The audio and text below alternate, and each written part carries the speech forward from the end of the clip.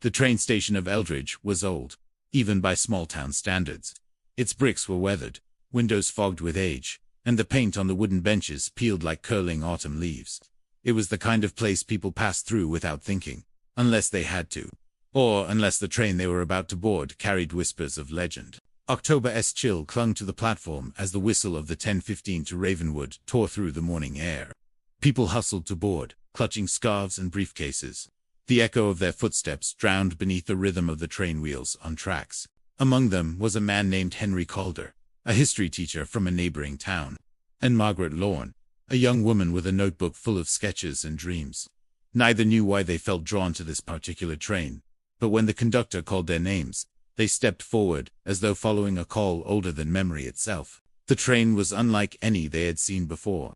Its exterior was polished but dark, almost black, as if the night sky had been condensed into metal. Steam hissed from beneath the wheels, curling like ghostly fingers in the crisp air. Inside, the compartments were immaculate, lined with velvet seats and brass lamps. Yet something about the light felt wrong, too soft, too golden, as if the sun itself had been filtered through time. "Isn't it odd?" Margaret whispered to Henry as they found seats. "The train, it almost feels alive." Henry gave a cautious smile. "Dante, tell me you re one of those people who believes trains have souls." Margaret chuckled but didn't answer. Instead, she looked out the window as the platform receded into fog, the station disappearing behind them. The train moved smoothly, almost silently, gliding over the tracks with an unnatural grace. Outside, the world blurred into streaks of orange and brown, the autumn trees bending as if in prayer. Passengers murmured quietly among themselves. Some read newspapers dated months ago. Others stared into the distance with vacant expressions. The air was heavy with anticipation, and yet an unspoken tension hung over the carriage like a second shadow. Henry felt at first a prickling at the back of his neck, a sensation that they were not just traveling through space, but through something far more elusive. Then the train approached the tunnel. It was a massive arch carved into the side of a mountain, dark and gaping. The moment the train's headlight touched the entrance, the air seemed to still. Conversations died mid-sentence. Even the rhythmic clatter of the wheels slowed to a soft, almost reverent hum. The passengers leaned back in their seats, hearts quickening. Margaret gripped the edge of hers, notebook trembling in her hands. The train entered, and the world outside vanished. Inside the tunnel, time behaved differently. At first, it seemed like a mere momentous simple passage through rock, but soon, minutes stretched into hours. The golden light inside the carriage grew warmer, almost ethereal, casting elongated shadows that moved independently of the passengers. Some whispered in confusion, others stared at each other as if seeing strangers in familiar faces. Henry tried to speak, as anyone else, but no one responded. It was as though his voice was swallowed by the air itself. The train twisted through the darkness, the walls of the tunnel bending and curving unnaturally. At times, Henry could swear he glimpsed shapes in the shadows, figures watching, fleeting flashes of movement that vanished the moment he blinked. Margaret's eyes were wide, reflecting the golden lamplight as she scribbled furiously in her notebook, words forming but making no sense. Images of impossible landscapes, twisted tracks, and endless forests she had never seen. Auzor was at days. Past hunger and thirst became irrelevant. Conversation remained impossible. The passengers seemed suspended, caught in a liminal space where memory itself began to fracture. Henry felt a creeping dread. "Margaret, what if we never leave this tunnel?" Margaret's hand stopped mid-scribble. She looked at him with a mixture of fear and awe.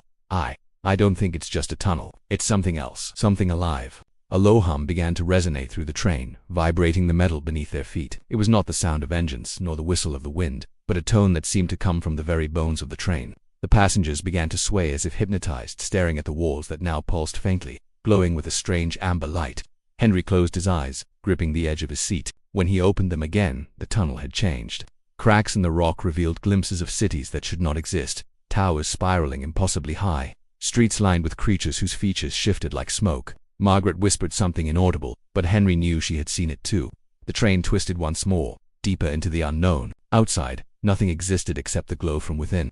The passengers were no longer people, not entirely. Something of them had begun to dissolve into the tunnel's golden light, memories leaking like water through a sieve. Henry remembered his life, but only fragments. The scent of his wife's perfume, a chalkboard filled with history notes, the feel of leaves underfoot in autumn. The rest was slipping. And then, as suddenly as it began, the train slowed. It emerged into daylight. At first it seemed ordinary. Sunlight poured over a countryside reminiscent of the one they had left, yet subtly different.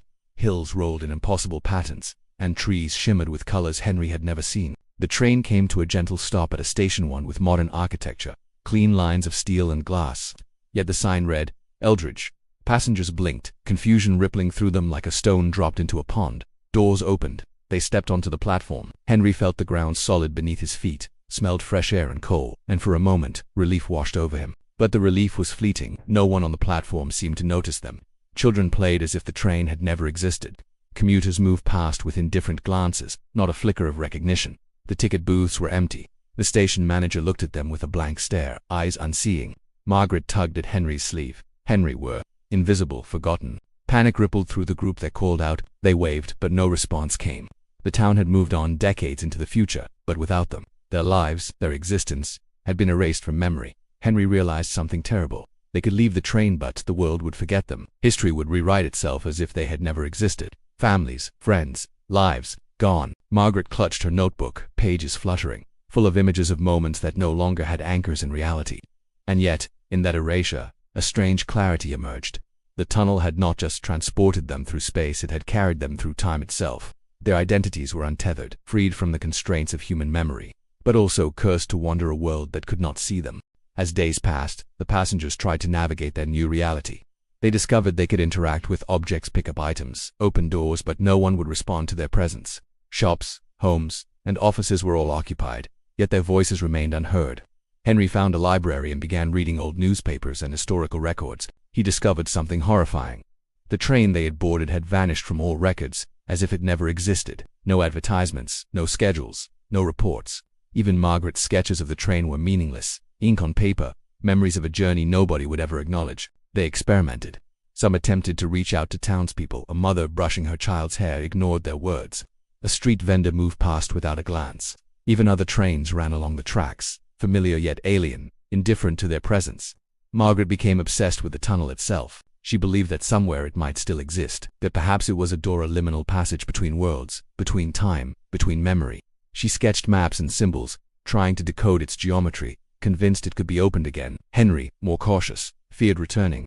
The tunnel had changed them. Something within its walls had touched their very essence. Their memories were fading, identities dissolving into golden haze. He feared that if they re-entered, they might never return, not as themselves, not as anything recognizably human. Yet others in the group whispered of adventure, of reclaiming lives stolen by time. Some wanted to ride the train again, to see where it went, to confront the forces that had rendered them invisible. It was Margaret who finally said what none dared to voice. We are lost, but not dead. Maybe we can become something else. Maybe the tunnel hasn't taken us, it's giving us a choice. The passengers gathered one evening, standing at the edge of the forgotten platform where the train had first reappeared. The golden glow of sunset reflected in the glass and steel around them. The station was alive with people who could not see them. Yet they were acutely aware of the rhythms of life continuing without acknowledgement of their existence. Henry felt the tug of longing for his old life, the warmth of family and friends. Margaret felt the pull of curiosity, the need to explore the tunnel again. The group was divided. Some chose to fade quietly, to move through the world like shadows, preserving fragments of memory in secret notebooks, sketches, and journals. Others stepped toward the tracks, hearts pounding, hoping to return to the place that had rewritten the rules of reality. Henry held Margaret's hand. I don't know if we should go, he said. What if we never come back? Margaret's eyes shone with a strange, unearthly light. Then maybe we were never meant to. Maybe this is what happens when the past and future collide, when people are too small for the forces at play. But I want to know, Henry, I want to see. Together they walked toward the tracks. The wind carried whispers, not in words but in echoes of lives they had almost lived, futures erased before being realized. The train appeared, dark and golden, steam curling like hands reaching for them. The doors opened. They stepped inside. The train shivered, lights dimming and stretching, the hum of the tunnel resonating in their bones. Outside, the world waited decades, centuries, perhaps millennia, yet within the train, time held no dominion. They had become passengers not just of the earth, but of eternity. The train began to move, and the platform disappeared. No one remembered. And perhaps, in the grand tapestry of existence, they never had.